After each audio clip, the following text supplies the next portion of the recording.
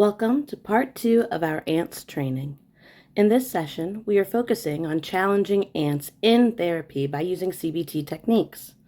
Last time, we laid the foundation of what ANTS are and how to recognize them. Today, we will move forward into how these distorted thoughts show up in client sessions and how we as therapists can respond in real time to help clients reframe them. Think of today's session as practice for being an ant detective. You're going to learn not just how to listen for ants, but also how to interrupt at the right time and use CBT tools to guide clients toward healthier thinking. Quick refresher.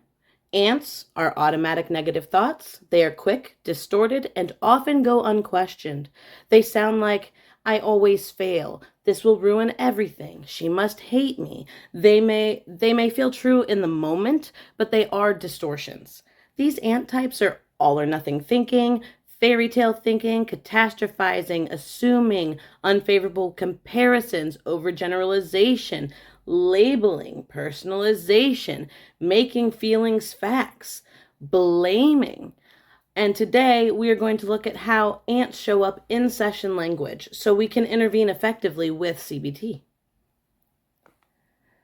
Now let's connect ants to the CBT triangle. Cognitive behavioral therapy teaches us that thoughts, feelings, and behaviors are linked in a cycle. When a client has an ant, it does not just stay as a thought. It directly influences how they feel and what they do. Here's an example. Thought, I'll never get this right. Feeling, the client feels hopeless, discouraged, or anxious. Behavior, they avoid homework, procrastinate, or give up. That one ant created a ripple effect that changed the client's emotions and actions. This is why catching ants matters so much. If we can help clients reframe the thought, the feelings and behaviors often shift with it. It is also important to remember that ants can feel automatic. The client may not even realize they had a thought before they felt anxious or shut down.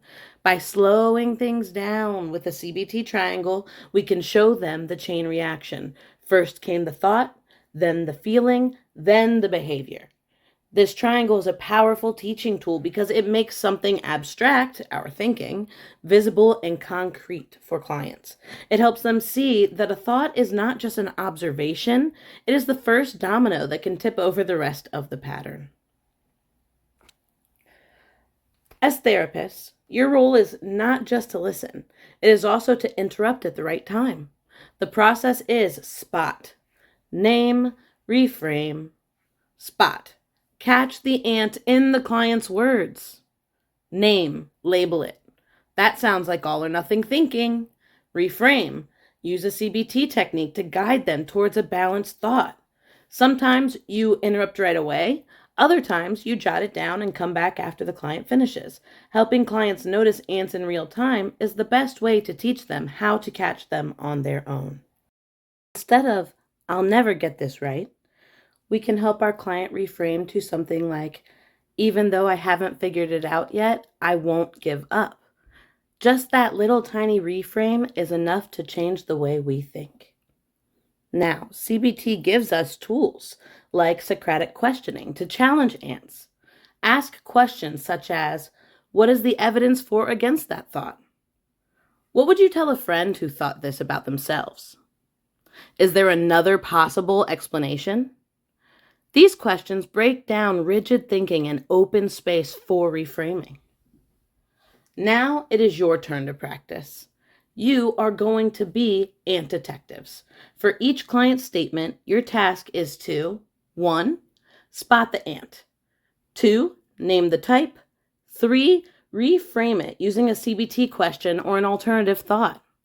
The examples you will see can have more than one ant tangled together, just like in a real session. After each example, there will be an answer slide. However, I am not going to tell you how to do the reframing. I want you to do that on your own. Once you are done with your reframing, please discuss it with your group and your supervisor. I studied for the exam all week, but when I sat down to take it, I blanked on 2 questions. I just know the professor thinks I'm lazy and didn't prepare. Honestly, everyone else probably did better than me anyway. So what's the point in even trying for the next one? What ants did you hear? What types of ants are they? How might you help reframe them? I'm going to go ahead and go to the next slide with the answer. However, if you need more time, which I am sure you do, please pause the video here.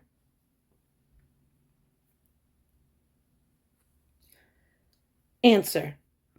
We found assuming. The professor thinks I'm lazy. We found catastrophizing. Everyone else probably did better. No point in trying. All or nothing thinking. If I didn't do perfectly, I failed. But how did you choose to help the client reframe? My partner didn't sound excited when I told them about the promotion at work. They probably think I don't deserve it. I can already tell this is going to drive us apart because I'll be more focused on work than them. Relationships always fall apart when one person gets ahead. Pause the video here.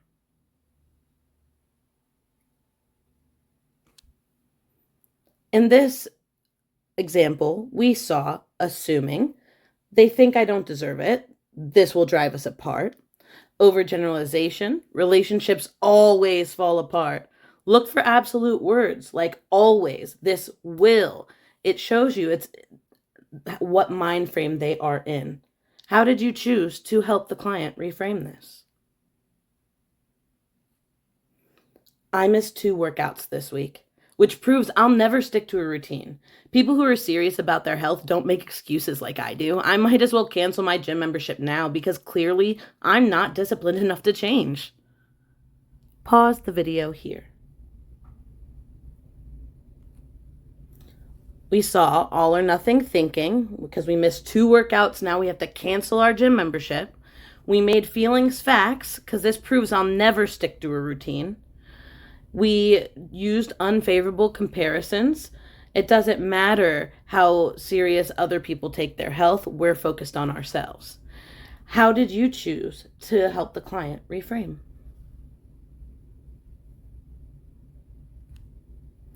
I tried to speak up in group therapy, but nobody responded right away. They probably thought what I said was stupid. I mean, they were all judging me the whole time, and I don't belong in that group. I can't go back next week. Pause the video here. In this example, we see assuming. They thought what I said was stupid. So she is assuming their thoughts. We see personalization. They were all judging me. She feels like they were judging her, but it might have nothing to do with her. They are all in group therapy with their own issues. Catastrophizing. I don't belong here. I can't go back. How did you choose to help the client reframe? I forgot to email my supervisor about the project update yesterday. Now she's probably questioning if she can even trust me with bigger responsibilities. If I keep this up, I'll lose the job, and once that happens, I'll never find another one as good, and I really messed everything up with one mistake. Pause the video here. Here we found assuming. She's questioning if she can trust me. Oh, catastrophizing. I'll lose my job. I'll never find another one. Overgeneralization. I messed everything up. How did you choose to help the client reframe? Activity debrief. Well done. These examples show that clients rarely voice just one ant. They often overlap, such as assuming combined with catastrophizing or unfavorable comparisons. Your job is not to correct every single one, but to highlight and model the process. Spot, name, reframe. Remember, catching ants in real time is how clients learn to catch them for themselves. Now, your homework this week is to notice your own ants. Every time one pops up, record it with a tally or a quick note. Next time, we will check in about your counts. before moving on to reframing our own. Now remember, spot it, name it, reframe it. That is the core of challenging ants in therapy. This is how I structure ant work with my clients. After psychoeducation, I give them this simple homework assignment. Just count your ants for 1 week. You do not need to reframe yet. All you do is make tally marks on paper, in a phone note, or whatever works best. The goal is awareness. Then, when we return, just as I do with my clients, we will check in on how the counting went and record the number of ants that you caught. Then, I'll assign the same homework again.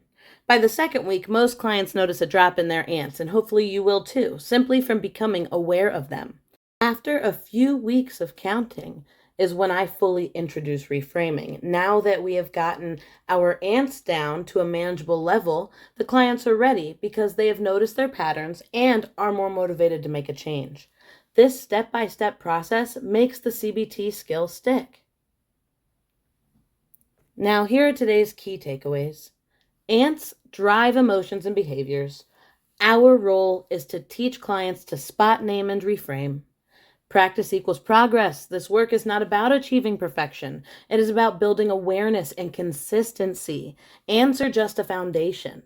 Teaching them early gives clients a shared language and tool set for therapy. Your ability to spot ants in the moment and know when to interrupt versus when to circle back makes the difference in how effectively clients internalize the skill. Thank you so much, and I hope you have a wonderful day.